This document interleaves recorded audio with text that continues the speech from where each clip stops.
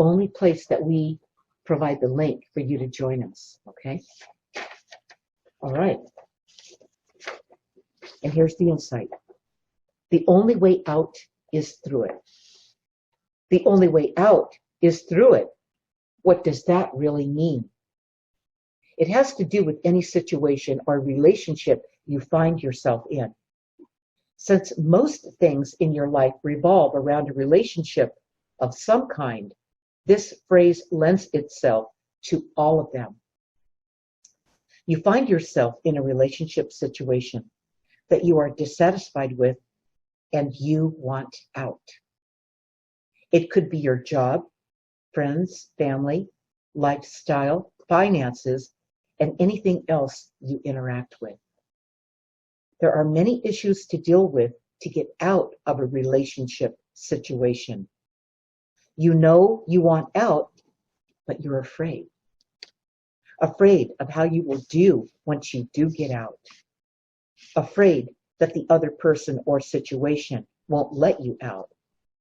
Afraid that you are not strong enough to follow through once you make the decision to get out. By the way, there is no way out, only through it. These fears and doubts lead to procrastination. Procrastination leads to you staying in a miserable situation much longer than you need to. Most people have trouble taking the first step of deciding to walk through it one step at a time. Contemplating the work and time it will take, most people continue to march in place and tread water in the situation as it goes on and on. Allowing the procrastination to continue will only lead to one thing: regrets. Regrets that you didn't do something about it years ago. Regrets that you didn't have the courage to take those first steps towards moving through it when you still could. So you end up compromising, convincing yourself that things were fine the way they were, as your enthusiasm dwindles throughout the years. So what are you afraid of? An example of how some people overcome the fears that keep them stuck in an undesirable relationship situation is doing a fire walk. A fire walk will instantly bring your fears and doubts to the surface. To do it, you must shift into the right state of mind to prevent burning your feet. Once you're in that state of mind and decide to take that first step on the hot coals, is nowhere, and there's nowhere to go but walk through it while maintaining the right mindset. That's the only way you won't burn your feet. If you have second thoughts or doubts about what you're doing while walking across the coals, you will indeed burn your feet. It's in the resolve that you have and the action you take by continuing to place one foot in front of the other that gets you through it. Once you are there, you have a totally different mindset about who you are and what you are capable of. Summary. When faced with a situation you want out of, you must take the first step and keep walking. If you have doubts or compromise your situation by staying in it, it will only get worse. It's like walking into a forest and getting lost. If you don't panic and have the right mindset, you will find your way through it and be a more capable person because of it. How it works. While you may want to look for a way out of a dissatisfying situation, that's not how it works. There is no way out, no escape hatch where you can run away to escape from something. That's just one of the challenges you came here to overcome. The first step is the most difficult. It will feel intimidating at first, which is why your first reaction will be to find a way out or around it. This uncomfortable situation presented itself precisely when you were the most capable of overcoming it. This whole setup was planned before you got here. This is your test, your shining hour. So don't cheat yourself by avoiding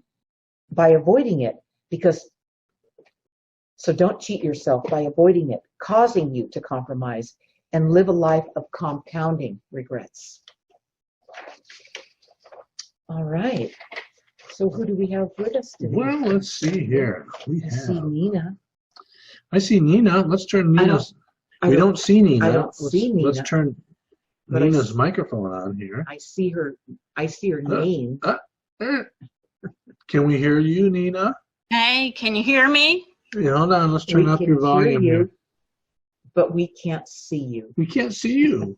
Okay, I got to change something somewhere, but I don't know where. Just turn your camera on wherever the. And so far, Nina, you have us to yourself tonight. That's right. See. See, that's what I was doing. I'm Zoom challenged. I'm jealous. That's okay. You know, you haven't been on with us for a while, so you're getting the cobwebs out. You know. I wonder if I go just into join a meeting, if it'll connect me there. Let me try that. Yeah, that's definitely what you want to do. In the Zoom. It's not doing anything. Okay, you can continue on. I'll play around, try to fit in. Hey. We know you're going to do it, Nina. You're getting so high tech at work and all, you know. Oh, gosh. I know. Hashtag. God, Nina. But the only way out is through it. That's right. we go through these things, and you know, it seems like nowadays, and I have to speak for everybody, is nowadays it really takes a lot to get through it, because there's a lot of people throwing roadblocks in your way. A lot of people are stressed out, and they're pushing or putting that on you, on anybody that's in their path. And it really does make it hard to navigate this situation when everybody's so tense and on edge, you know. Yeah. But those people, they keep looking for a way around it. They keep looking for an escape hatch, a magic way to beat the system, to outsmart it, you know, something. And it always comes back to the only way out is through it. You've got to take and put one foot in front of the other and methodically walk through it, pay attention, stay focused. That's what this really is about. And that's not an easy thing to do. The easy thing to do is to go right into panic mode. And the only time we do that, that's when fear kicks in, is when we forget who we are. And we forget that we're not in this alone. All right? And we forget that this is not all there is. We make more of this life than it is. We let it push us around. And that's not why we're here. We didn't come here to get pushed around. We came here to be empowered, you know? So that's really what this comes down to, Ray. You know, you said something interesting. A lot of times when people stay in a bad situation, relationship, or a job, the first thing they think about is they think they can outsmart it. I know. So that's, instead of taking initiative and the first step to get through it, they decide, well, I'm going to stay and I can outsmart this. Why do they do that, do you think? Because they're not looking at it head on. They're gaming the system just like the system's gaming them. They're caught up in the game.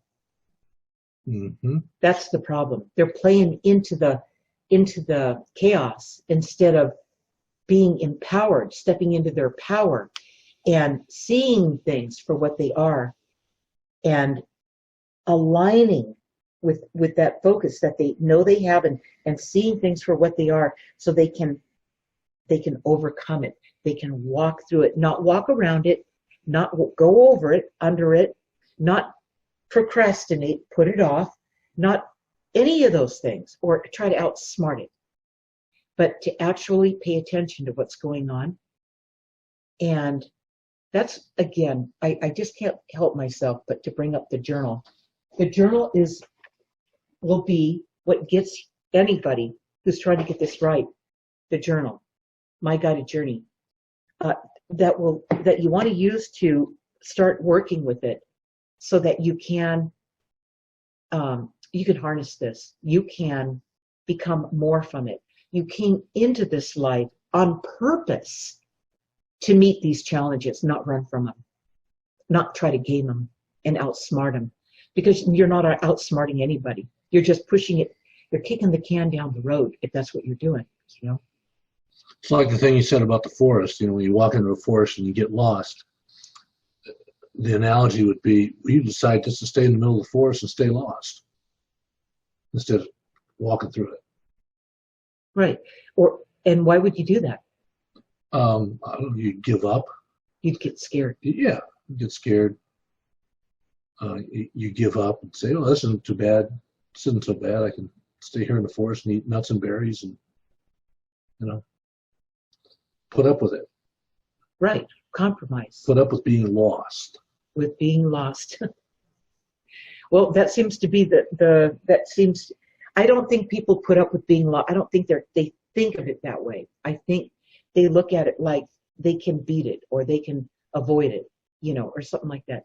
And really what it's calling for the person to do is just to be aware of what's going on around you. Write that in your journal. Part 3, write those things into your journal about what's going on in your life. It's a daisy chain. It's connecting the dots. You don't see it in one entry. You only see it in multiple entries. Like after a month, you look back at what you wrote in your journal writing in part 3, and you see how it ties together. And you see your life.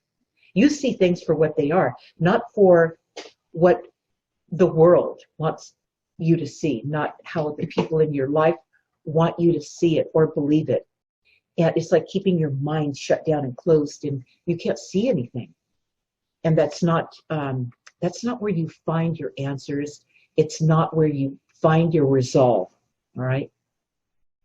So, like the analogy of being in the forest again, the trees are like the distractions all around you. You know, you can't see the forest for the trees. Right, right. So there's just more and more distractions. So you get so involved with. You're blinded. Right. You can't see very far. Right.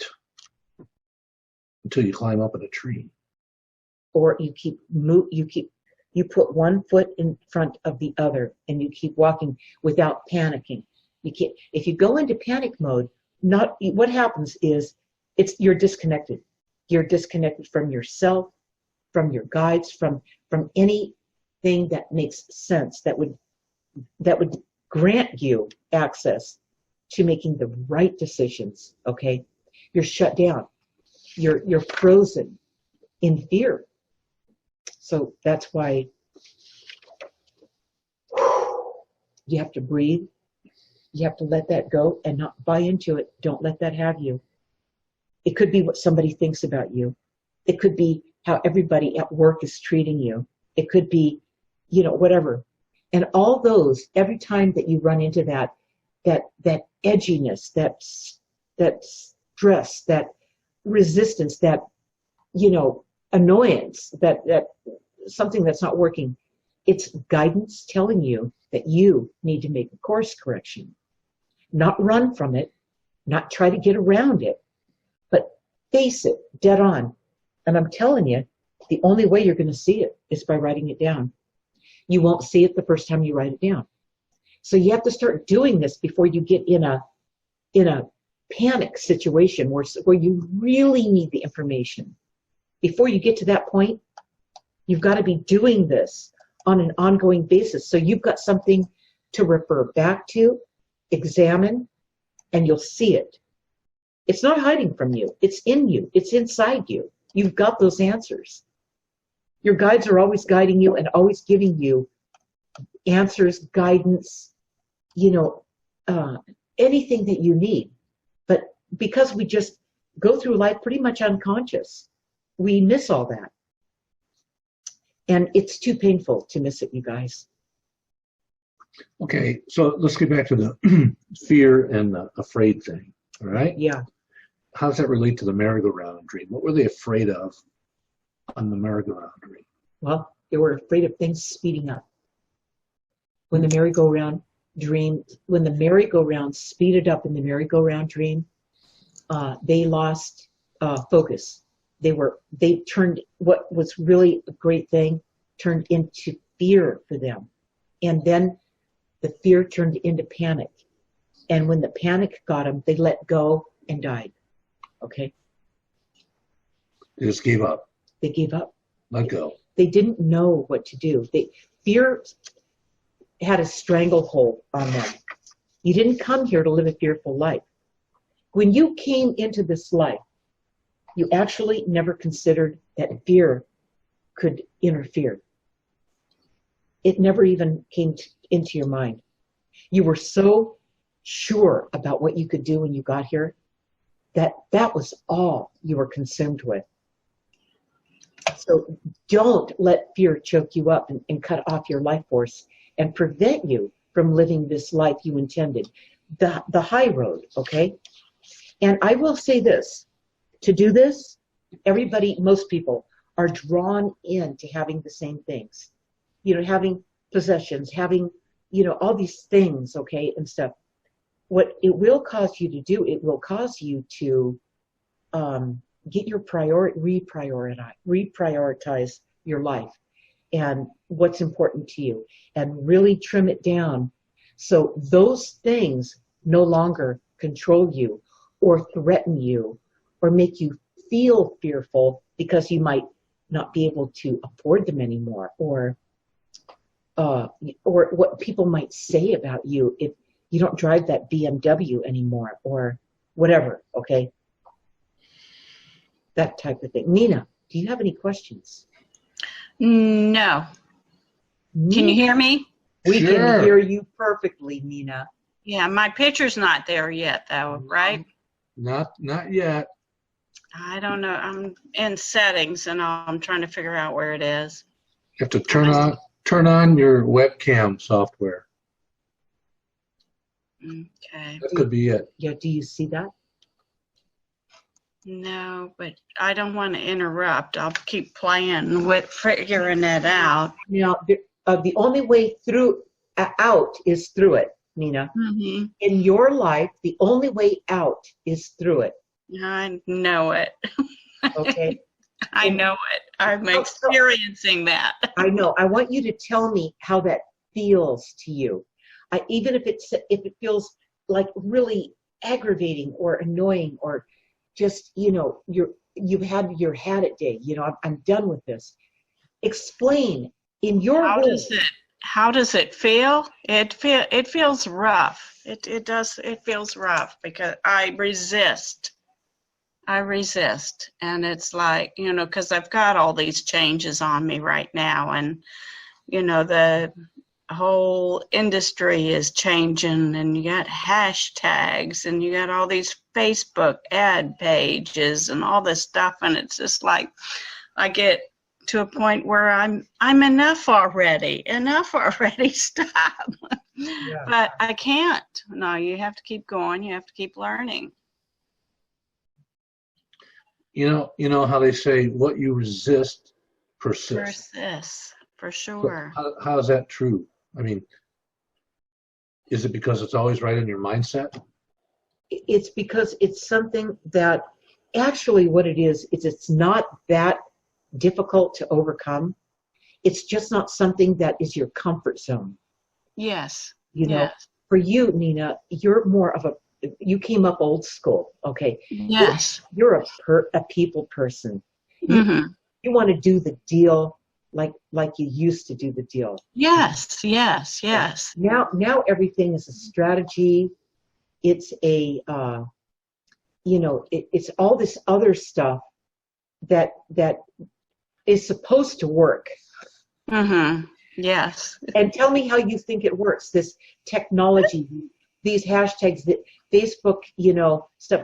Tell me how you feel that it's working in your situation. It's not working to the best, but I'm struggling through it. Struggling through it. No. Okay, I'm going to tell you, just while we're on this one point, I'm going to share something with you, because I've been doing this now for a long time. Yeah, you all are doing great with this. Yeah. And what happens is when you first start, you feel, first of all, you feel kind of feeble, clumsy. It doesn't feel natural to you. Yes. You're used to talking to people, not technology, not using technology to reach people. So for you, this technology, this new way of doing things, it seems like it takes too long. Yes, and you text and it changes your words and right. And it makes you look, like you don't know what you're doing. So it's a matter of getting used to how, it's a whole eye-hand coordination type of thing and all that. But it's not just that. It's just a different way of communicating that seems so, you don't get the feedback. Like when you're sitting with somebody, you get the feedback, okay? So it's like what's going on.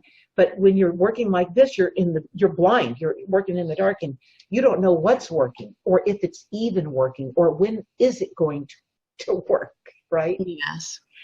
So and then everybody around you, they don't really talk about it. It's just something that everyone has to do. So it doesn't seem like it's tangible, is what I want to say. You're in real estate. Real estate's really tangible. That's what drew you into real estate to begin with. And now you're supposed to work with these untangible type of methods to communicate a message to enough people to bring the business in, right? Correct. Yes. Yeah. So it's almost like you feel like you need all these other talents. Like you need to really learn how to communicate in 140 characters, quickly. And you need to use images that are really exciting, enticing, and draw people to you. You need to be a graphic artist, and you need to be, you need to learn how to use all this stuff, and you need to communicate quickly and witty, and it's a whole different way of operating. So how do you get through that? Breathe. Yeah. I'm breathing a lot.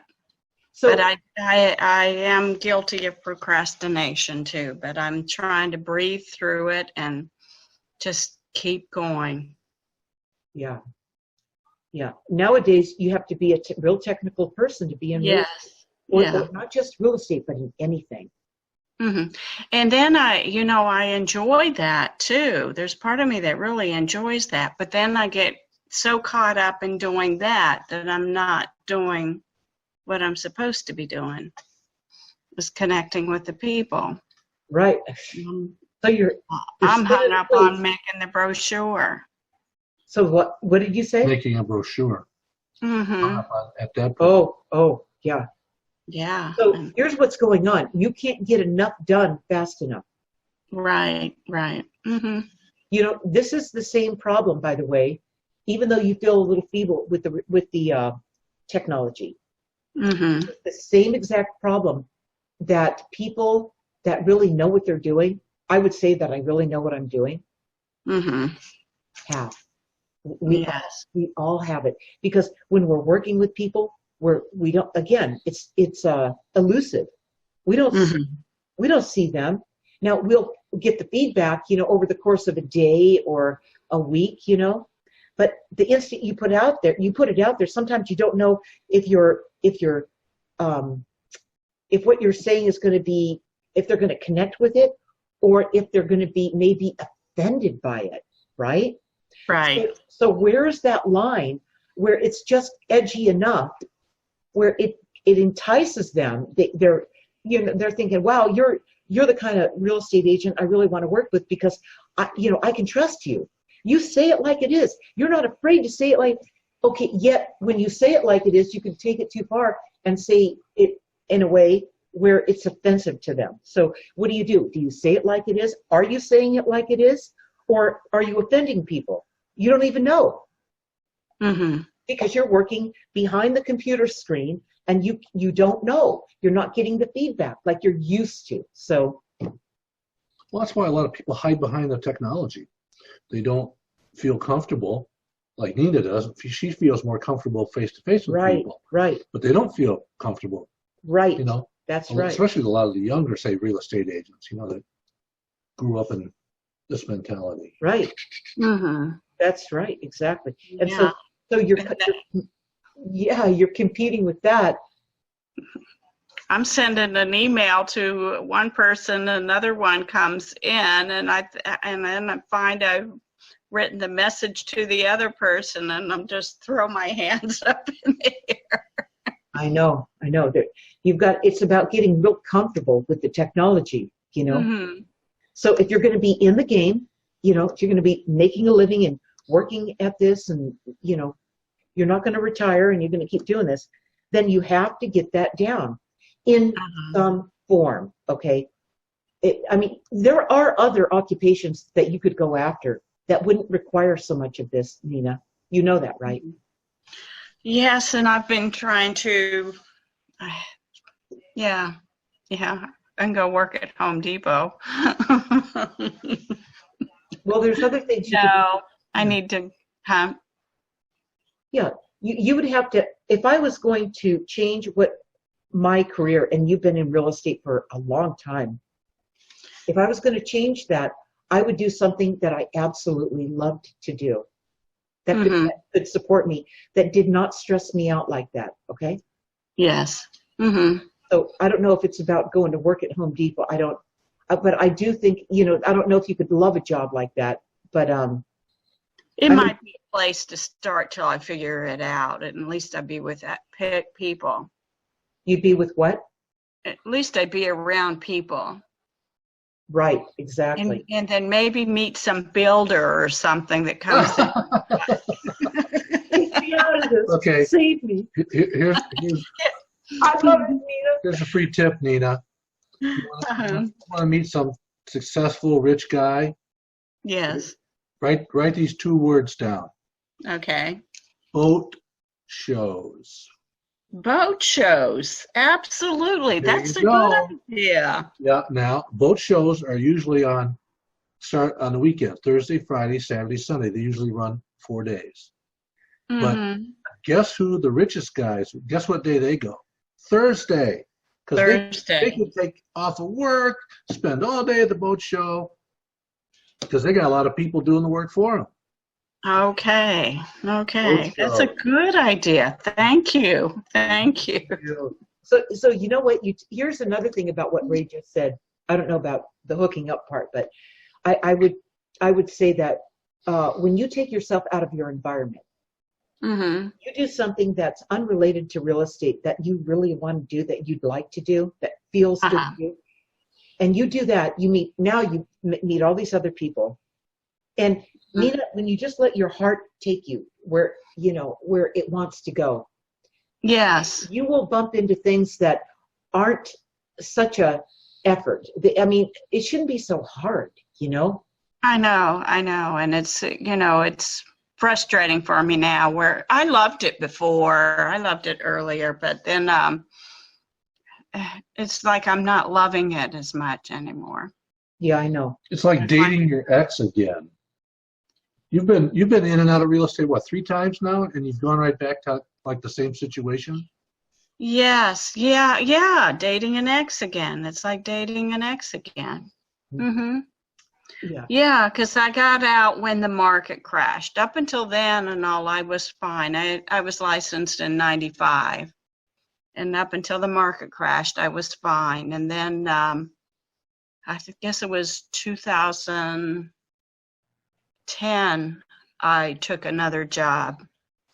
And I put this on, on the shelf, and I was ready to give it up then. But that was working with government contract, and as you know how that goes, and all these companies have mergers, and you get shifted here and shifted there, and then you're out the door, and that's kind of what happened. But Right. Right. I know that feeling. yeah, you do. Yeah. And So, I think I would be happier doing something else, and I've been trying to bring out, I used to love to paint and stuff like that, and I'm trying to do some more creative stuff, and all that maybe might free me to figure out where to go, figure out what else I can do. So as you've been moving through this, this is all guidance. If it doesn't feel good, if it keeps feeling like you're working against yourself, then you are. Yes. Okay. Yes. So and the only way you're going to see it, Nina, you got to write it down. You really get the journal and write it down in part 3, this ongoing journey that you're on in your day-to-day life. You really need to take the journey in part 2, but just for the sake of what we're talking about today, the only way out is through it. And that is to write down what's going on with you. And here's what I want you to do. I'm going to tell you just straight out what I say for you. Okay. I want you to start taking yourself out of your comfort zone. And like Ray said, go to a boat show. Who the hell knows? And I mean, just take yourself into different situations that are attractive to you, things that you would like to go do. All right. Correct. And meet new people. And let yourself trust your universe and let yourself be guided, and let it navigate you into, you're going to feel it right here. You're going to know, well, that feels right. And I don't like those people, but I like those people. I'm going that way. And then, you will find your way, but you've got to break the rut. You got to break the old habit. Yeah. You got to keep beating yourself up. You don't have to learn all this technology. You don't. You don't have to do it. What you need to do is quit beating yourself up, quit doubting yourself and questioning yourself, and taking yourself into new places that your soul takes you to, that you feel like you want to go do it. Okay. Oh, I don't have time. I got to learn how to use Facebook, and I got to learn how. No, you don't. You have to break the old pattern, is what you have to do, and most of all, quit beating yourself up. So you're a people person. You're not going to meet people or opportunities painting. That's true. That's true. That's not how you're going to do it. So you need to make a living, right? Right. Okay. Right. Don't start painting. Okay, because that's going to keep you isolated, and you're not going to get out there. All right. You've got to get out. You've got to get out there. So it doesn't have to cost you money. You just take yourself out there, and this is going on, that's going on, this seminar is going, or this free thing over here is going on. Go to them and start mingling with other types of people. Okay. You may here's another thing that may happen from it, Nina. You may even bump into a potential real estate client that is really nice to work with. And you don't have to worry about Facebook. Do it your own way. Yeah. Yeah, the lady that I work with, she doesn't do all this. She hires people to do it, which she's hired me to do some of her stuff. I don't do all of it, but. You mean the social media work? Yeah. Right. Yeah. So, I'm thinking, now, if she's not doing it, why am I doing it? Yeah, I mean, she doesn't want to do it, right? Yes. Okay. So she's making the choice not to do it because she can afford not to, right? Right. Okay. Where I'm on the other side of the fence. Right. So you're digging the ditch. And you don't want to dig the ditch. No. It's hard. It's really, I can understand why she wouldn't want to dig that ditch, right, Ray? I know. Yeah. Like digging a ditch with a spoon. It is. No, Ray's right. It can really feel like that. So if you don't like the technology, I mean, if you were really interested in learning the technology, you would have done it by now, because there's all kinds of classes. There's all kinds of Yeah. YouTube Yeah. videos that will show you how. I had started out in earlier years and all taking computer information systems. It's just things have just grown so much and all now, and it's just like, okay, enough. Okay, Enough. you're not, You need to do something else. well, the only way out is through it. The only way through it is to not put yourself in a position where you can't perform. Where I'm digging the ditch and I can't get to the other place. Where you don't want to do it. Right. Getting through it doesn't mean that you have to struggle and suffer. It doesn't mean that. What it really means is you have to let go of the fear that keeps you from walking through it. Okay. Do you think that the fear and the doubt is all in your mind? Yes. Okay. That kind of falls right in line with the firewalk example that you gave, because if you've ever done a firewalk, there's about a 3-hour process before the firewalk. The buildup. To the mental buildup. A mental buildup to change your way of thinking and to eliminate the doubt that you're going to burn your feet. And after that 2 or 3 hours of mind focus, right, you all of a sudden it's stand up, take your shoes off, get outside, walk out the fire. Right. And you walk right across it. If you still could maintain that state of mind where you don't have any fear or doubt, you walk right across it. Right. You won't even get a blister.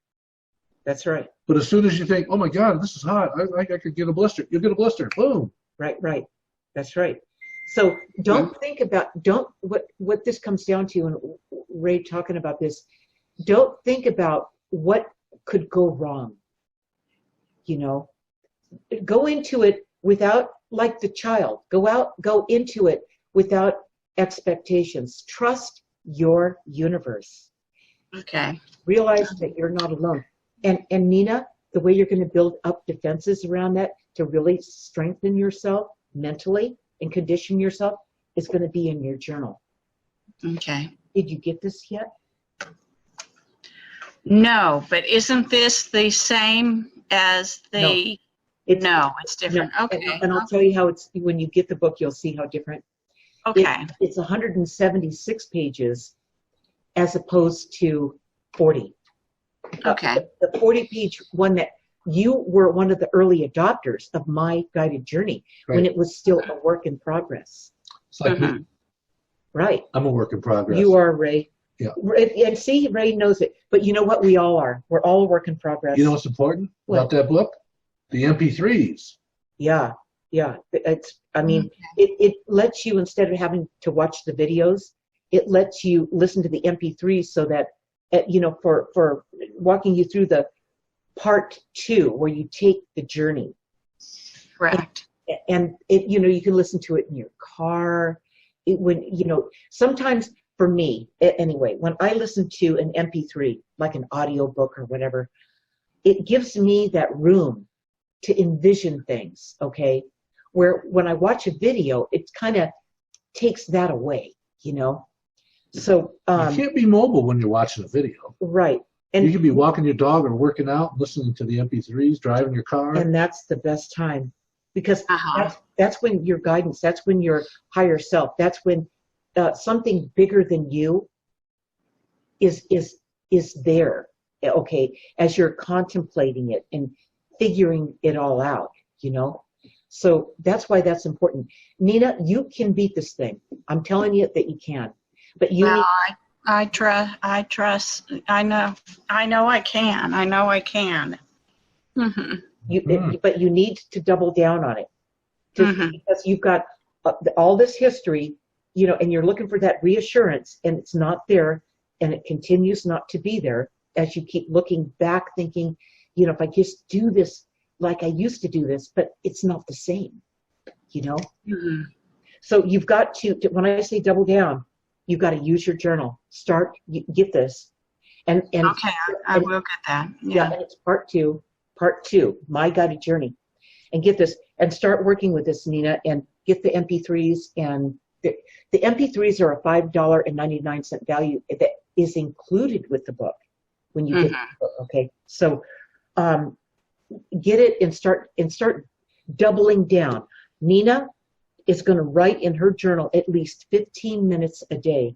And when you do that, Nina, when you do that, you're sitting with your guides as they're with you as you're doing your writing. All right? Right. You're not doing this alone. You're going to realize it after you do it long enough. You're going to go, you know what? I see it now. I feel it now. I feel that connection.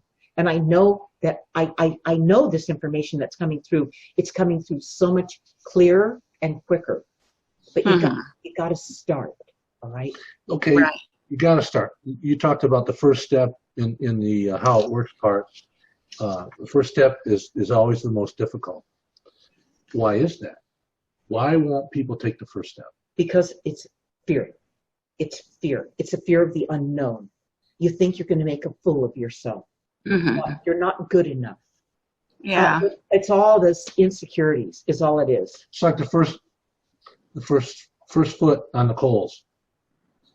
Yeah. Right. I think my fear is not knowing, other than doing spirit, I like doing this stuff, but I'm not getting paid for it. But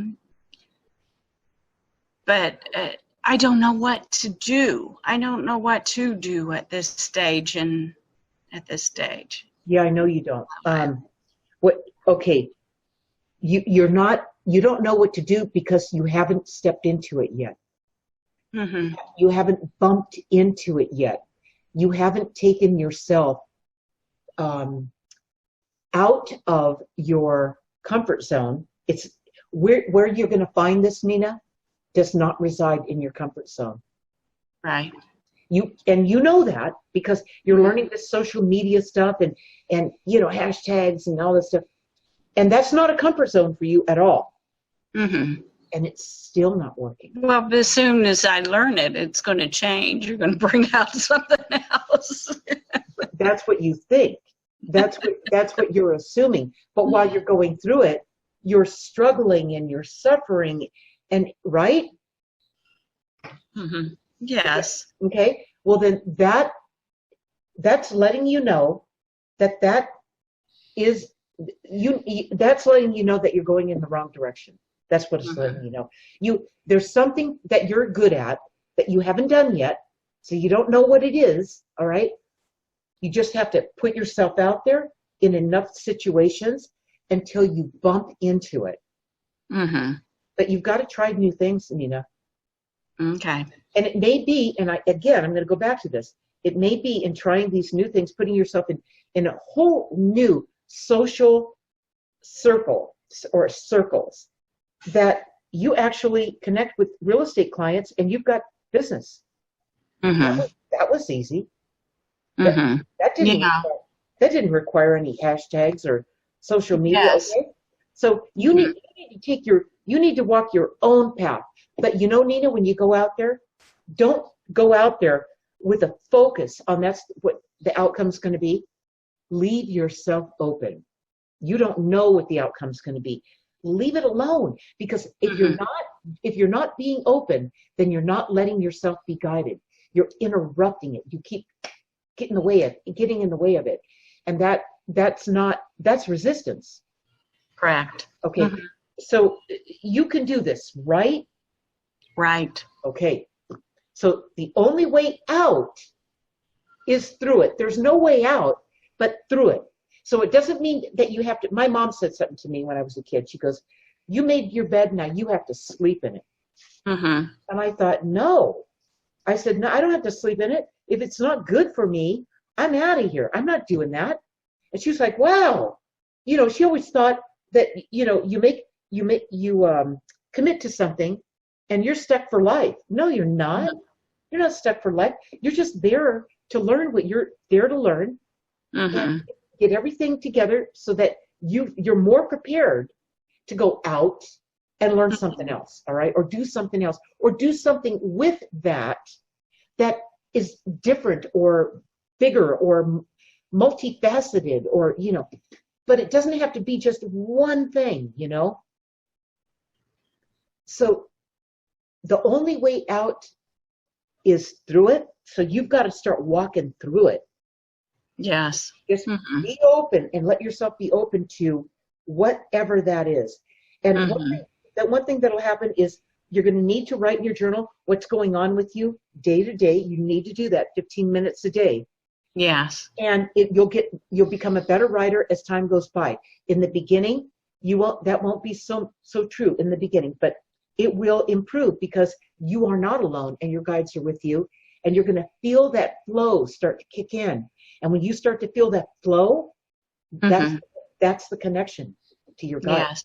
So I understand that. I've had that feeling when I've been journaling and all before. Yeah. good, Nina. You need to go back to it because you need their help now. Yes. All right. So you start doing that. You start taking yourself into new arenas. Work with. Are you getting paid anything for helping these real estate? Yes. Oh, She good. pays me for. Well, that's okay. As long you need income, that's okay. You're tolerating some of it, but you need to expand, not just do that, because you have to make a living too, right? While you're going through all this, but you need to expand yourself. And when you're not just there working, break that rut and do something that you feel inclined to do. Okay. Correct. Yeah. That's what it's going to take, because you've got that stubborn pattern that keeps you there. I've got to get out of this. Do it. It's like do it or die, because that's what's happening. I will there's some quote, Bible quote, and all about perishing and all that. I wrote down the other day, and I thought that's kind of where I'm at. If I don't change this, I'm going to die. I'm going to perish. Well, that can't be. That's not my will. Okay. But you do have to die, Nina. You do. Oh, you have to die. Your old self has to die. Right. You have to die from resisting it. You have to die from the old patterns. You have to let it go. Just let it die. Okay. And what does that feel like? That feels like you're free falling. It feels like, oh my God, what did I do? What was I thinking? But what else is there, Nina? You came here to live this life, not to hang on to something that doesn't work. Yeah. Okay. I just had a revelation. You know that phrase, go with the flow? Yeah. The operative word in that phrase is go. Go. It's go with the flow, not stand still and wait for the flow to go up. Right. I go to different classes, I learn new things, but I'm not taking the action. That's the go. Right. No. That's why Ray said that. Action. Yeah. It's the action. Yeah. So, Nina, when's the last time you took the action? You took an action. When did you do it?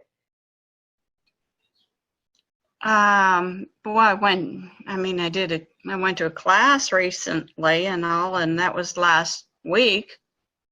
And what was the class? Oh, it's on we've got a new CRM contact management. Customer relationship management software. Yeah. We have a new system, and she was showing how easy it was. I want it to be. What was it easy in your opinion? It appeared to be. Okay. But I've got to get the leads coming in now. Right. That. Got to implement some of the things that she said to get the leads coming in. Right. So what you did was not different. What you did was in line with real estate, and you had an outcome in mind. Okay, remember how I said without an outcome in mind? Mm-hmm. I'm talking about really doing something differently here. All right? Okay. Yeah. So you've got good business sense. You know what real estate's about. You know what people are about. That's really what you know.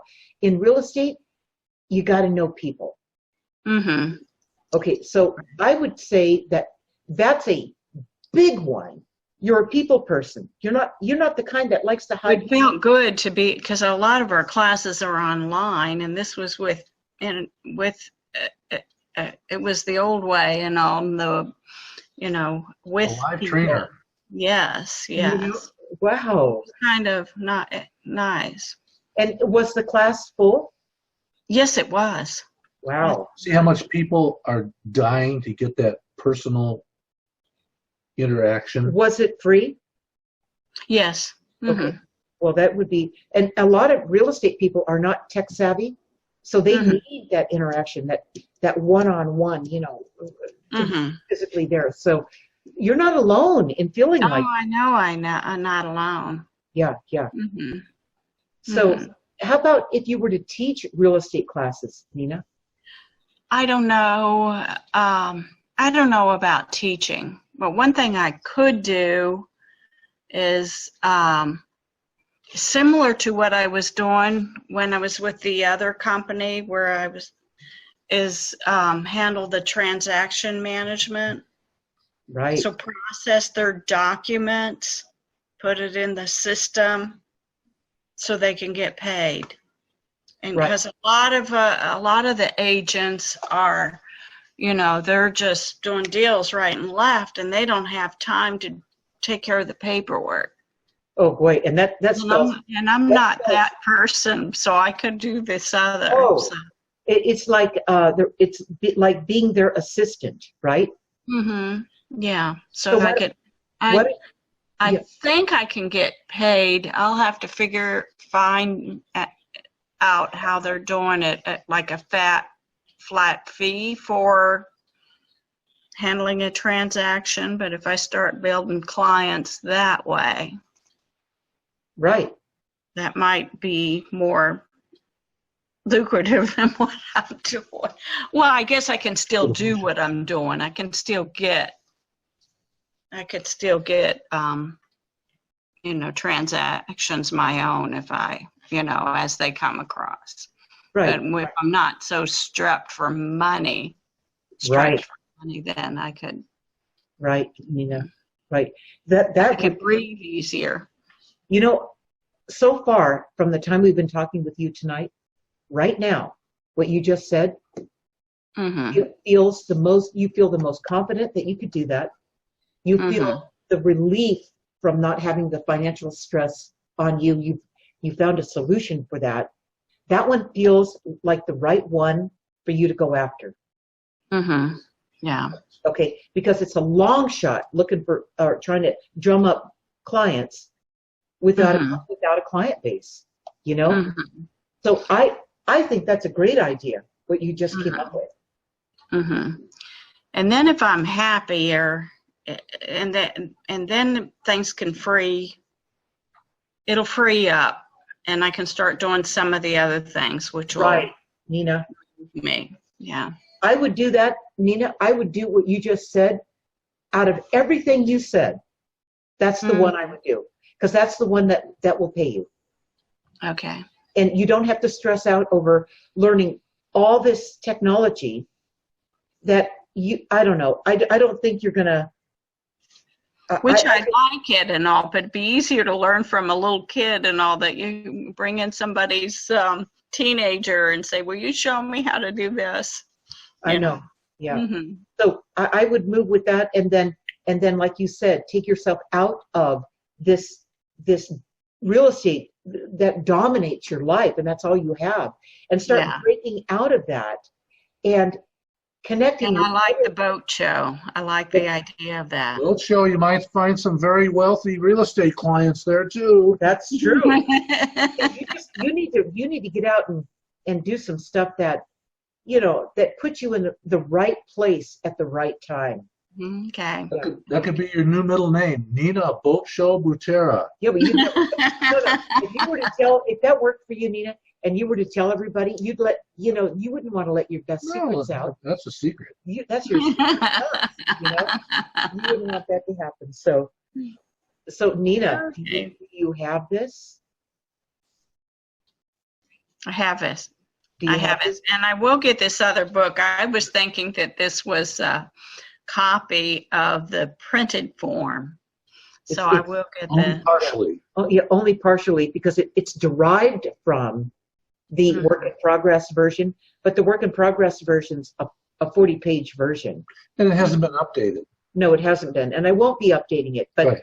it's there for people that, they want to get a little taste, and they want to Yes. try it out. But the printed version is so nice. It's so easy to work with. So, and you will actually use it because it's bound and there it is. It's in your purse. Yeah, it's easy. Okay. Easy to use. So, Okay. yeah, Nina. We have somebody else online It here. looks like Well, it looks like Mona's here. Maybe let's see if Mona, do you have something to say? Let me open up your microphone. I always have something to say. I'm a Leo. Leo. So Yeah. Mona, the topic today, the insight today is the only way out is through it. Now we know you got that because it's the only place you could get the link. So did you read that today? Yeah, I've been watching you for a while here. Okay, yeah. So where in your life have you experienced that the only way you got through something is going through it rather than fighting it Trying to find a way or around procrastinating or anything like that? Well, I mean, yeah, silence is golden. It really gives you a lot of information, for sure. But definitely, even sitting in the same room with somebody in silence is not actually good silence either. So That's that for helps a lot. So, Yeah. so when you say sitting in the same room with somebody in silence, isn't the best silence? Is that like somebody you're living with? Yeah. Anybody, if you're in a class or whatever, and you're even at church praying or something, you're not actually feeling your own emotions. You're feeling everybody else's energy around you. Exactly Also. right. You're feeling everybody's collective of energy, Right. and it may or may not be good. Right. And it's like a never-ending smorgasbord of choices that the universe will bring at you, and you just got to constantly make choices, just positive, and it's kind of scary that people forget that. It's pretty sad. We all kind of have times in our life where we forget that we have choices and power. So why don't you have choices? Expand on that. that's what I'm wondering. I'm like, how? Because this just kind of like dawned on me last night, and I'm like, wow, some reason everything's opening up for me, and I'm able to, have clarity about the choices that I have. And really, I think when you don't have a good goal in mind, then, we kind of go with the next best thing all the time. And it's, Right. Focusing on the same goal too is a challenge also, because your brain does have a ability to fall into habits. Right. Which, yeah. So Like I try to expectations. Right? Well, it's literally like a habit, like smoking. I mean, this is what happens when you break up with your ex. You've included him in your life all day long, every day, and you think about him, and you're wondering, should I be back with him? No, you shouldn't. Your brain is just simply going Right. back to that. Right. You're right about that. It's looking for some assurance that you're okay and that things could be like they were, At one At time, one time. it was comfortable. Right, exactly. And It's a habit. Because your brain is literally like wired for certain things. We all have a perspective in life. Yeah. Your So- brain is wired for normal. People say, "Boy, I can't wait for things to get back to normal." Right. Well, I actually found out that me trying to be normal was actually a terrible thing for me, because I've moved 59 times, and when I started to try to be normal, I'm like, I don't know what I'm doing, why I'm doing this, how this is helping anyone. I don't understand it, and it brought me a lot of suffering. So yeah, this past week I got more into Buddhism, and I'm just like, you know what? You can't change a 44-year-old person. that drastically. I mean, I don't understand what normal is. So, Well, the Buddhists would tell you that change comes from within. yeah. So you can't say you can't change a 44-year-old person, because there's a lot of 44-year-old people out there who've changed a lot. Right. Oh, yeah. And that's for the better, hopefully. If you know, when you get older, you make better decisions. But if you're in a pattern of this works for me, you know, I live in the richest city in America. Like, why am I trying to be different? I don't know. You know? You know, you mentioned goals. You know, I used to think, you know, that was you have to have a marketing goal. You have to have a sales goal. You have to have a life goal. You have to have this and that goal. Well, once you write those, everybody says you got to write those goals down. Well, once you write those goals down, you kind of put them in cement. And that's why they say they're so good, but they're not. When you write a goal down, there's two things that can happen, or three things that can happen. You can hit that goal or that expectation, or you can overshoot that goal and leave money on the table, leave happiness on the table, or that goal can be limiting. So, Okay, what was the second one again? Leaving money on the table. How is that possible? Overshoot. You say, well, I'm going to make, you know, $100,000 next year. That's my goal. Well, what if you could have made $130,000? And you see, your mindset was, well, I'm going to make $100,000. So you had a goal, Right. but you didn't leave yourself open for, you know, something that could have been More. maybe more or different and better, okay? Something that was better than anything that you could have imagined at the time that you thought this all up and felt all this. Okay? That's why the guides always say, don't have any preconceived expectations. Right. Yeah. Right. Yeah, and that's why religion is awful, and why I love Buddhism. Buddhism is not a religion. It's not. Once you start labeling people and things, it's just like, why? What are we doing here? We're not supposed to be competing. That's for sure. That's right. That's exactly right. Yeah. That's a great big waste of time. Yeah. But what's the phrase that keeps everybody going and competing? Well, I got to get ahead. Ahead of who? Ahead of everybody. See, and why? That's messed up. That's separateness. That's severing. Competitive. That's a competitive society. Mm-hmm. Right. And look what it's done to society. Right. It's not good what has happened. It's just too bad. And I don't know. Yeah. It's limiting. Religion is so limiting. It's driving me insane. You grow up all these years and you're going like, okay, great. What else did I learn? I just kicked myself in the foot. It's just. Well, you got to that point where you couldn't tolerate that anymore. That limitation, that massive limitation. So you couldn't tolerate that, and it pushed you through it. Okay, today's now I'm medium. Today's session is the only way out is through it, and that's what you did, Mona. You've been moving through it, and it's been painful, hasn't it? Well, it's been extremely confusing, and I don't think a normal person could do it because I isolate just on the pure fact that, I've moved 59 times. It's not bothering me. So I tend to go in my spiritual exploration. And now I just realized I'm a medium like 3 months ago, which is totally the opposite of what religion would accept. So, right. Yeah.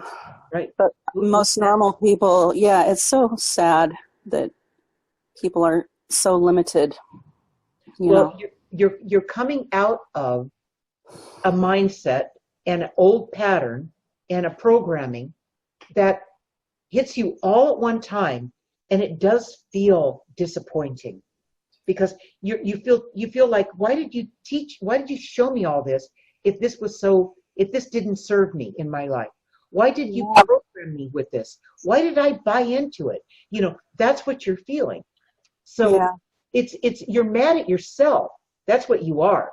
Well, the thing of it is that for when you become a medium, there's not a lot of, role models out there. And there are some mediums that are also very limiting as well. Oh, you can't do this, you can't do that. I'm like, sorry, I've already been doing it, So that's the frustrating, is there's no actual church on being a medium that you can just go and reference, Well, believe it or not, everybody is a medium. Everybody Right. has that ability to have that connection. And it's just that they don't know that's what it's called, Well, there's varying degrees as well. And so. And sometimes that's better because, I mean, you're just bumping into it. You're really open. You're not, you don't have this predetermined idea about things. We were talking to Nina about that tonight, where pull out of your comfort zone, break those old patterns. If your life is feeling uncomfortable, it's guidance moving you through it. Okay, here we go. What's the name of the session today? The only way out is through it. Guidance is moving you through it. If it's uncomfortable, it's supposed to be. Well, see, I consulted this medium who runs a group, and she's supposedly a certified medium. And, they put so much doubt in what I'm saying I've been, starting to explore. And they want to just say, no, you're not supposed to be doing that. You can't do that, And I don't think that's correct. What do you think, Linda? Okay, here's what I think. I think, why are you finding yourself in these situations with these people who try to get you to believe this? What is it about you that keeps being drawn in to these type of situations and people? I'm 3 months into this, that's all. Okay. And there's no book to read on it that I know. Here's what I'm getting. I just had to present that to you because it's something to ponder. Yeah. What I think it is you're on your journey, just like everybody's on their journey. But you're on your journey to find out what this is in here, okay, you. And along the way, you're getting more frustrated with the process because you thought, this feels incredible, this is amazing. And then you see all the way people are handling it in their own lives, and you're just saying to yourself, this can't be true. This just doesn't make sense. It's not what I feel. It's not my truth, okay? So you're on your path, okay? It's not always going to feel good. Yeah. And it's guiding you away from that because it doesn't feel good. It's like nails on a chalkboard. Ooh, you don't feel good in there. So it lets you know, guidance, it lets you know you're not on your true north. It's just a lonely feeling, and we all come into the world alone and we leave alone, and so but you're not alone. And that's how change happens. No, see, I know it seems like that when you're still not connected. Seriously. Well, I don't think it's like a negative, like, oh no, stop. It's more just like, I feel sad that people feel so limited, even being a medium. Like, hello, you have spirits that know everything all the time. Why aren't you, utilizing that and using it for good? But it's a lonely feeling again, and this is something I'm used to, and I should just remember that, I just need to remember that I don't have to be normal, and that's my problem. There you go. I need to be normal. There you go, Mona. You just answered your own question. I know. That was good. That's what we do. We think out loud. Mona, that's called self-realization. Right. Yeah. The one thing you mentioned is, what have you learned, and what's more important is how did you learn it? All these things that are bothering you now. Why did you ever learn that? Why did someone teach you that? That's the importance of the book. Part 2 of being able to go backwards on your journey, a step at a time, back,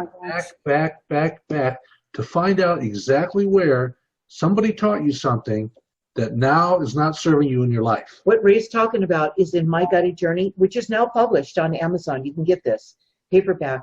In part 2 is what Ray's talking about. taking the journey back. You are a perfect candidate for taking that journey back. Have you done that? Well, I mean, I already know where my problem came from. Basically, I was in chronic pain for 7 years, and I feel now that I need to spoil myself.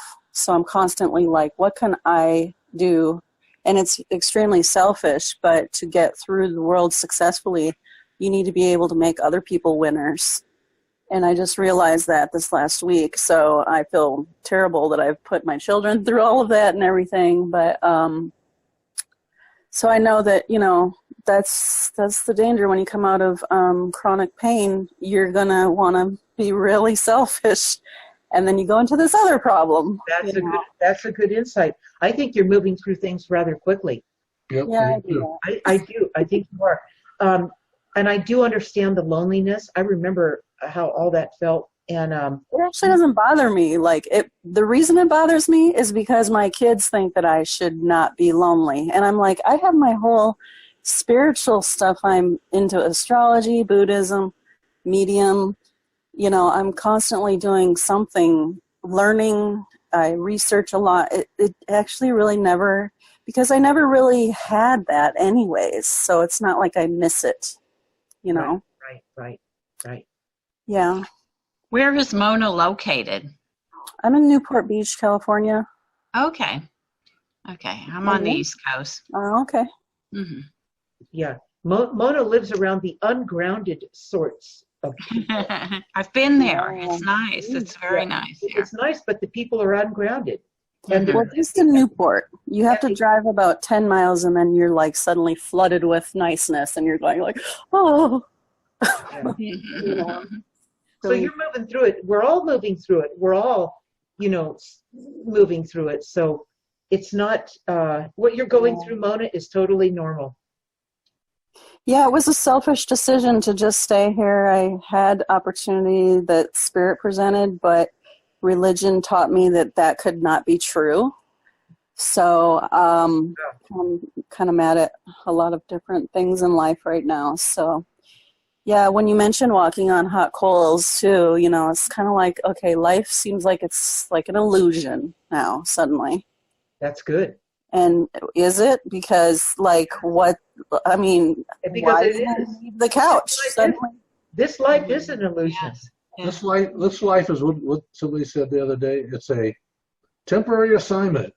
Well, don't give up next week. Uh-oh. Assignment. You told me before we don't have to have an assignment. We can just come here and enjoy life.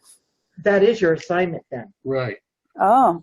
Okay, you're assigned your assignment along with your Yeah, amnesia.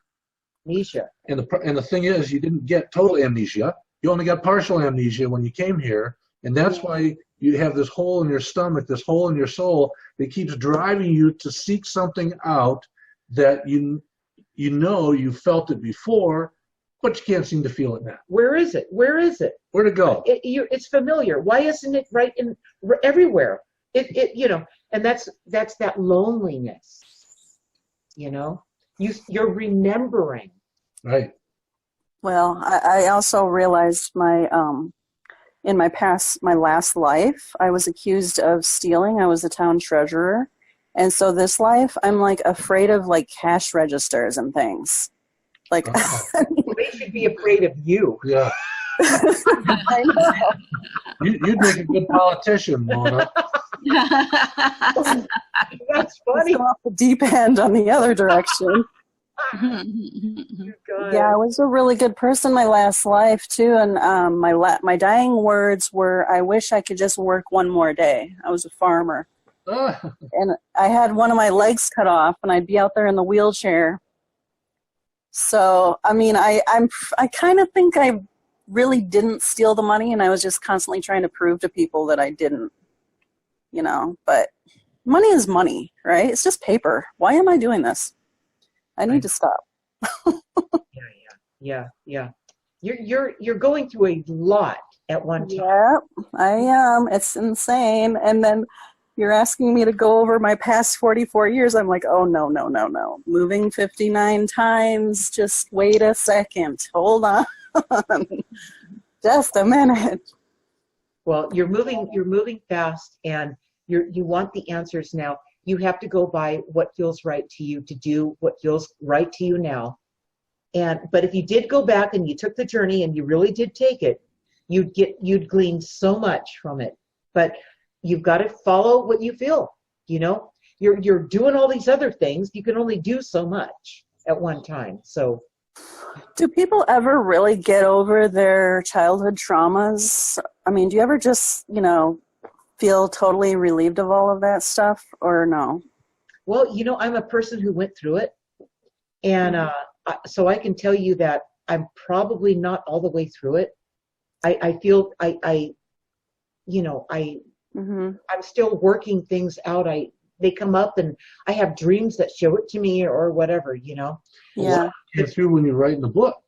Yeah. I mean, every time I write, it comes through, Mona.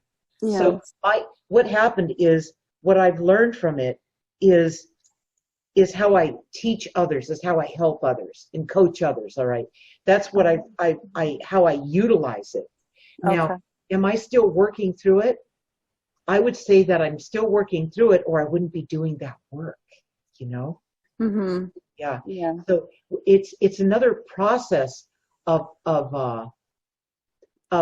You want to hang on to it for some reason. No, really.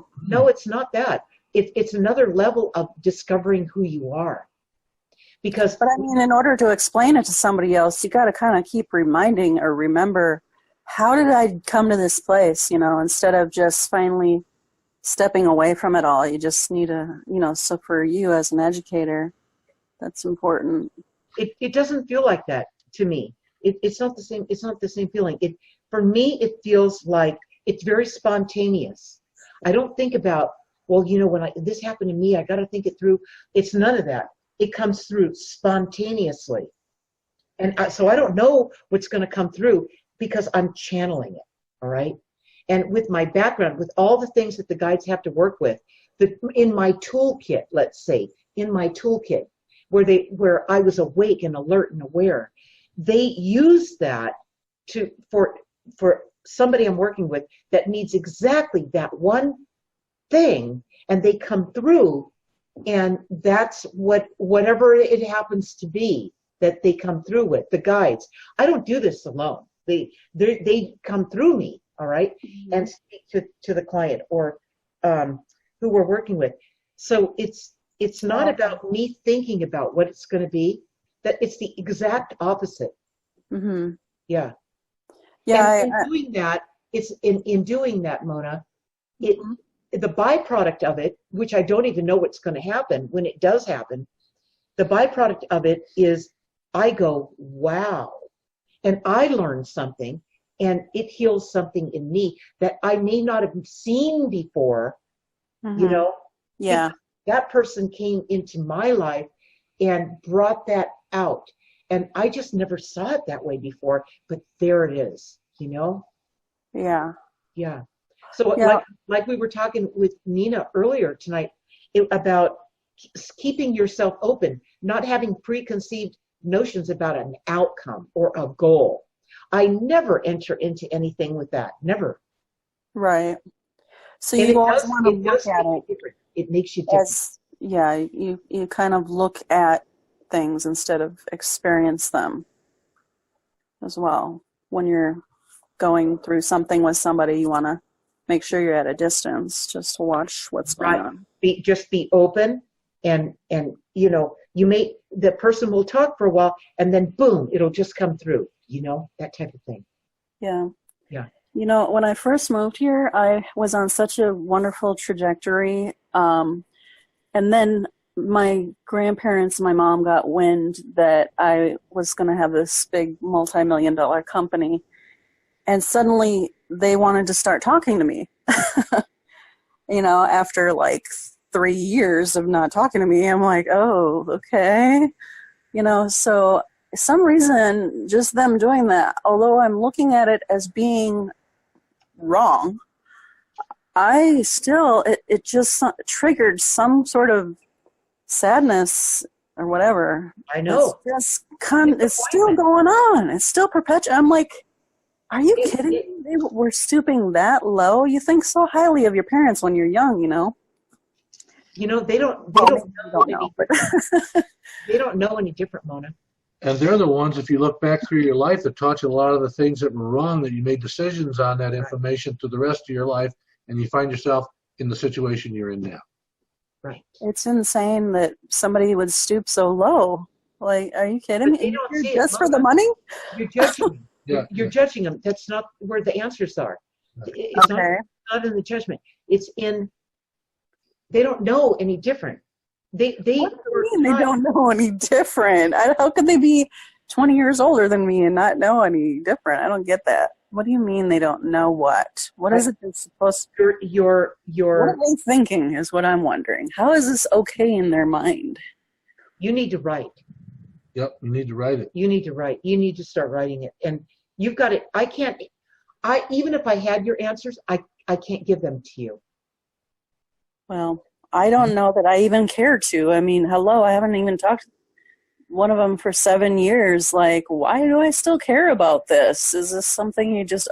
Do you, Linda, also kind of have a twinge of caring for your mother after all these years? Is this something humans just never get over? I feel bad for her. I feel bad. I think that something happened to her in her early life that really, really was poison for her. Yeah. And she never recovered from it, So I feel badly for her, Yeah. but there's too many hers out there. Yeah. And It's that's why- amazing how they could be so old and still not get it. Like, how do we get it and they don't? It's kind of weird. Well, we're all a work in progress, Mona. So what you need to work on is you need to work on clarity, on not taking things personally. Remember all that? Yeah. Okay. I'm so glad you said this about your mom as well, because I just needed to let that go. And because when you don't have clarity, you want to feel it out, And I know. Not feeling everything, and you're like, You want to feel the negative. You want to try this. What does this mean? Oh, nope, that didn't work either. I don't know. Yeah, it's mass confusion when you start waking up. Yeah. And disappointment, Mona. Well, That's the sadness feeling. That is the sadness, Ray. That is. You may not, you're still working through it, Mona. So we're not going to interrupt that, okay? Because we can feel how dedicated you are to get through this. It is painful. no, I think you just brought me through it. I mean, you can only look at her as a person who had a trauma herself and just never, I had a lot of time on my hands by myself to explore my mind and find out about Thank me. Thank God you had that. That in itself, that all by itself gave you so much momentum. Power. Yeah. Health. Mona, you said something interesting a little while ago. You said they want to hang on to it. It seems like they want to hang on to it. And it was talking about people who had traumatic childhoods. That's what you said in relation to. They do want to hang on to it, even though they label themselves as a survivor. They like to get together as a group of survivors. That's their bond, huh? That's their bond. Yep. The trauma they went through, whatever it was, Yeah. is their bond, and they claim they're survivors, but the problem is they all still see themselves as a victim of what happened to them. They never got past the victim mentality. Yep. See, in guided, there's not one point in guided that I was ever a victim. I was a target, but I was never a victim. Right. I would never let myself become a victim. At never. And my guides wouldn't sanction it. There was no way I was ever going to be somebody's victim. No way. See, I even told my mom when she was, beating me and all that. Oh yeah, when you were about what, 6 or 7? Yeah, I said to her, she was beating me, and I said, She wanted you to cry. Yeah, and I wouldn't cry, and she kept hitting me and hitting me and I turned around and looked at her and I said, "You're going to have to kill me because I will not cry. I'll die before I cry. I won't do it. I will not do it. And she was like shocked. And she kept beating me, but there was nothing there. I was gone. All right. You just take yourself mentally out of the situation. You absolutely. I would not. No one. It's not just my mom, Mona. No one on the planet has that right. You know. Well, I look at it as it's everything's temporary. That's my big thing. But yeah, you can only be as upset as you allow yourself to be and just kind of get through it. And you're the onion, Mona. You're the onion. What's happening is the layers, the layers of the onion. You take that layer off and pretty soon you get down to the inside of the you're at work in progress. You're taking those layers off. And as you take them off, what does an onion make you do? Cry. Oh no. You have to learn how to. Well, Melinda said you need to write. You need to write more. You do. You need to write about your pain. You do. Yeah. I started therapy, and it's really cool that he's a very logical person, so I'm not just sitting in there bawling all my problems to him. And and he tells me like how the human brain works and everything, and it's just so interesting that there's so many things that control us. So like a lot of people, if they've moved a lot, like around when school starts, they'll get this overwhelming sadness even into their adulthood around September, and nobody knows why. They just do, So the brain has just got its own little function. It's wired a certain way, and right. it falls into that, And those patterns are hard to break. Well, if you can figure it out, there's so many of them I'm still figuring out. So well, here's my final, and I'm going to close this tonight. Here's my final thought for you, Mona. Okay. Is when it gets to be so painful, and I know, Mona, you've been in tremendous pain. Well, I don't know about that because my whole life is more of a neglect. Yeah, well, that's pain. The pain comes from like everybody expecting me to change. They want me to be normal. They want me to be like, you're supposed to be feeling lonely right now. Why aren't you going and making friends? Well, it didn't even really cross my mind, to be honest. You know what I mean? Like, don't you need to have like that, like desire to, so. You're going through pain. I'm going to go back to my point. Yeah, I have some pain. You're going through more pain than you think you are. Yeah. And that's why writing now, what Ray was saying, writing now is real important. You pour it out on those pages, okay? And you pour it out there. That's the place, that's your best friend. This journal, part 2, My Guided Journey on Amazon. My pain is that I'm not normal. That's my pain. Nobody is, Mona. Nobody's normal. You're not special. That is so bull. That is so bull. You two are married. You've got kids. They've gone to college. You know what I'm saying? You've got grandparents. You've got cousins and aunts and uncles and friends. And you go to work and you know what I'm saying? You don't have all these hang-ups that are like. Yeah. Okay, here, Mona. Here's a question for you, Mona. That's funny. Yeah. Mona, you got all the layers of family down there. So here's a question for you. Yeah. Why do grandparents get along so well with their grandchildren? Yeah, I get that, but you still have them. No, you're not letting Ray finish. No. That's a question. Why do you think? Because they leave. Yeah. Because they what? They leave. You know. The grandparents get along great with their grandkids, but they never got along with their kids. Yeah, because what they have in common, the grandparents and the grandchildren, they have a common enemy. No. Come on now. No. See, she doesn't get this. No, they just don't have to like be responsible that, whoops, I gave your child way too much candy today, and sorry, you're going to have to deal with him when you get home, or diarrhea or anything, It's like, you don't, I don't know. You haven't seen the whole picture yet, Mona. Wait a second. I think the grandparents, they just have more money than they used to.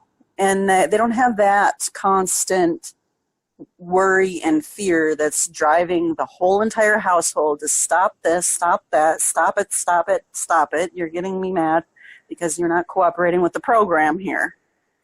That's what I think. You're working through it, Mona. You've got a lot of things that you think that you're sure about, and you need to write those down, because you may find out that those things are shifting as well. Okay. You guys keep your normal grandparents. I'm going to have my own abnormal grandparents. We're normal grandparents? She doesn't know us. No. You think you know us, but you do not. Nina, what's your feedback on this? What's my feedback on that? Yes, on all this. With the grandparents and With all this, whatever part of it that resonates with you, that you know about.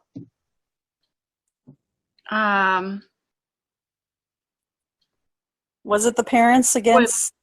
Was it? I had, as she was saying and all before and all, that she feels like she's different. I have always felt like I'm different too. Right. Mm-hmm. That's what we like about you. Yeah. But you're not. Yeah. But See, I'm not. here to help everybody realize how normal you are. And I'm okay with that. She's not normal. Nina's far from normal. I'm far from normal. I tell you what, I get out there. I get out there sometimes. and that's a refreshing. That's the fun of life. Yeah. That is. That Be abnormal. Yeah. So just Mona, feel glad to be amongst other people that aren't normal. Yeah.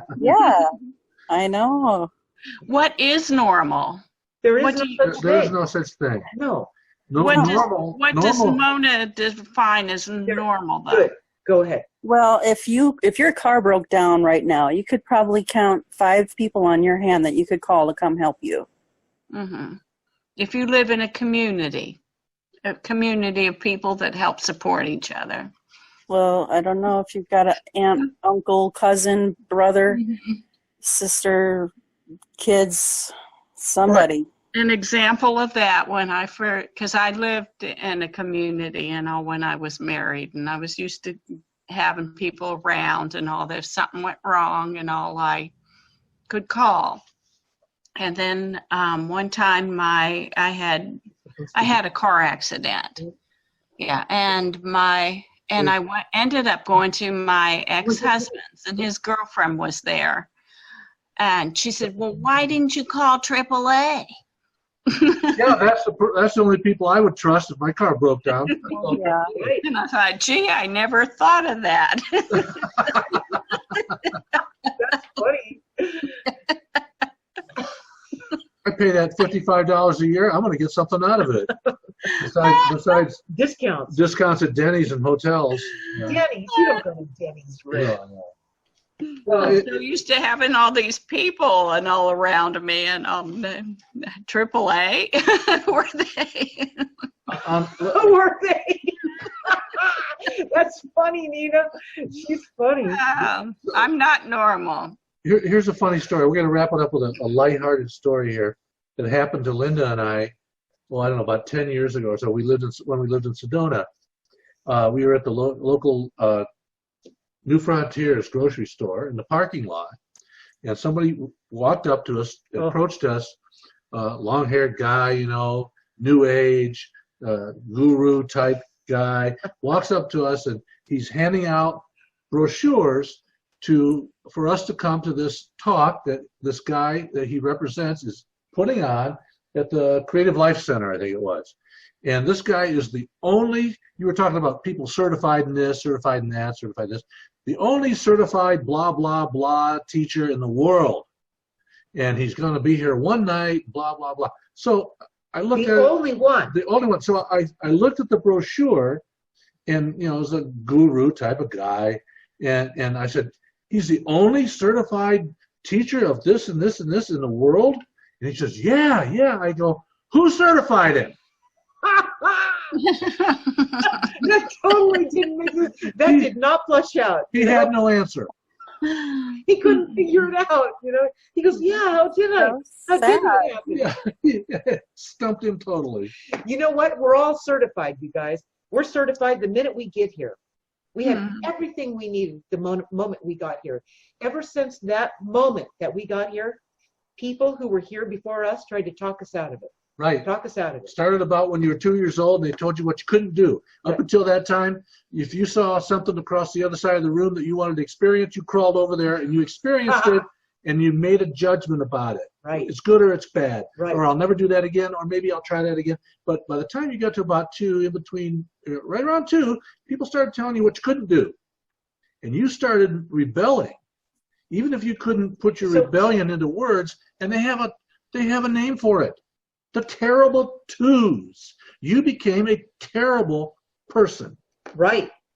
That's what the way the kid gets it. Right. Okay. And then you became a three-nager, which was a rebellious, like if you have a rebellious teenager, now you got a rebellious three-nager. And they started telling you all these things to warp your mind, how you could think, what you couldn't think about, what you could do, what you couldn't do, why you can't do it. They never told you that. Why you can't think like that or why you can't do that. They just told you couldn't do it. They were repeaters, right? They were repeaters of what they learned at that age from their parents. And when you start to realize these things about yourself, it does make you mad. It does frustrate you. You do ask, you mean they don't get it? What are you kidding? They got it. They don't get it. I don't buy it, And there's no way they can't get it. They don't get it because they don't want to get it, all right? They're happy with their routine. They like it the way it is. They don't need somebody coming in there, ruffling up their feathers or the black sheep shows up, I mean, that's just the way it works.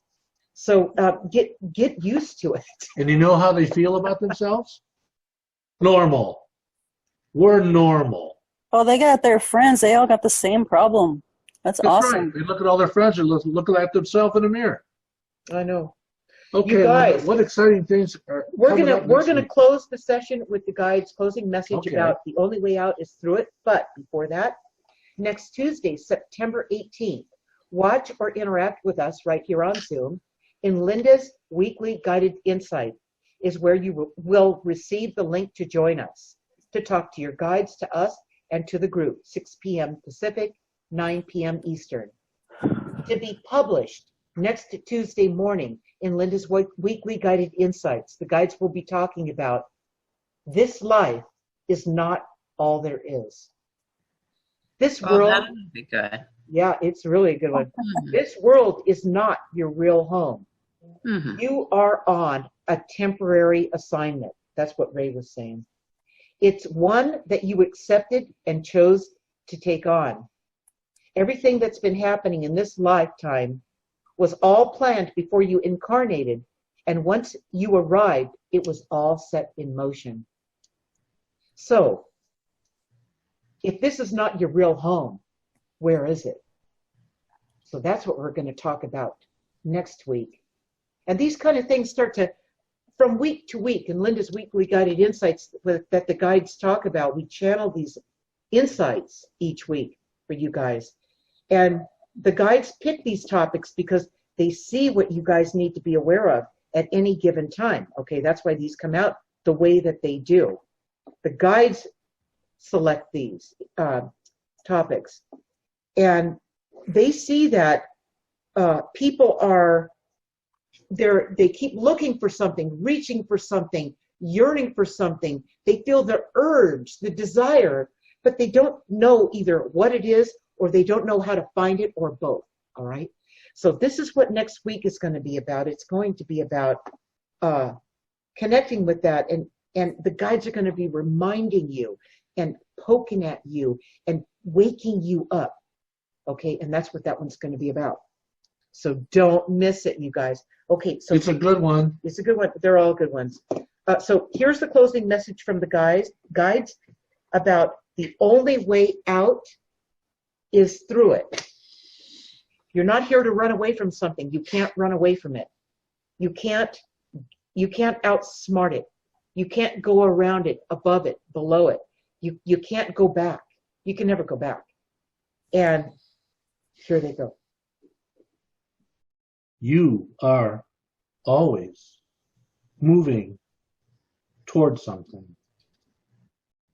although you may have trouble taking the first step.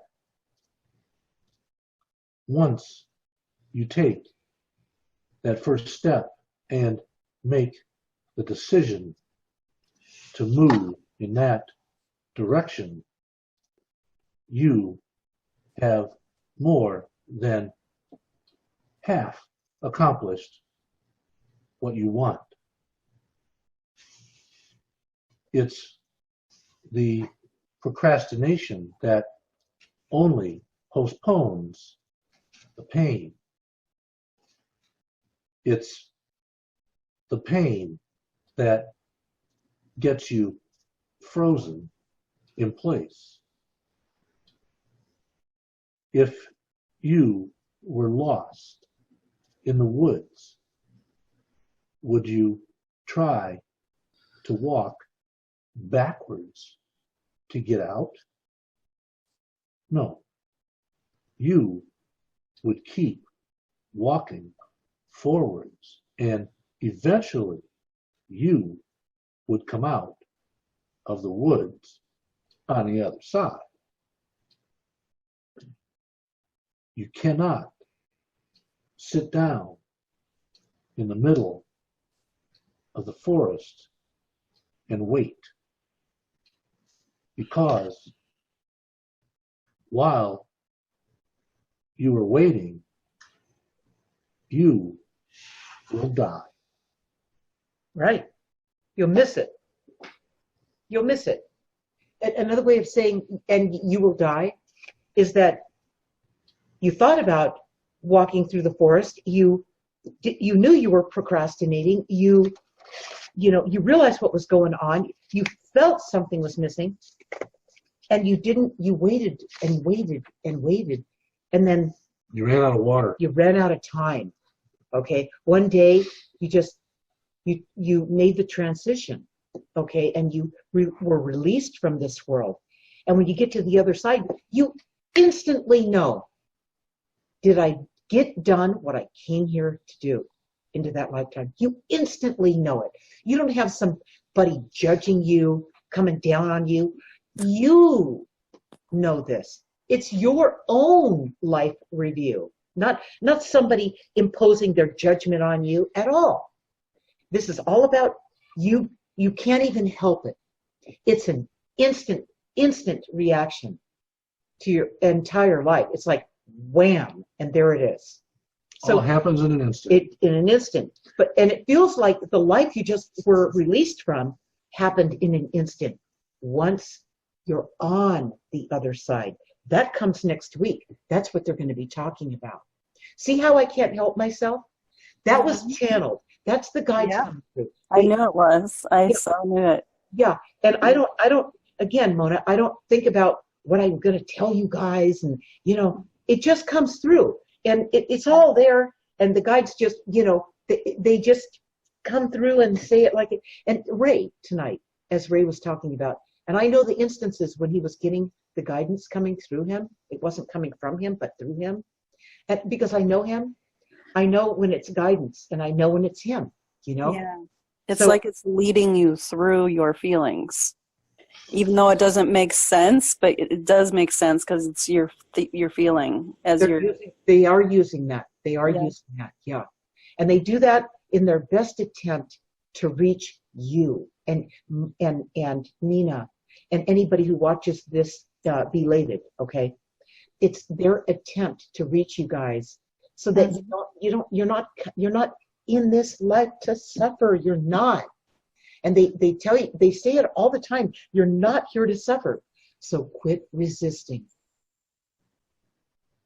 Thank you so much. You're welcome so much. And Nina, it was wonderful to see you tonight, Nina. I finally got the right button. You did hit the right button. See how good you're doing. Well, we'll Nina. see you again, maybe next Tuesday. Yeah, Hey, I can do hashtags too. I love it, Nina. And I'm going to push the button and get the book. There you go.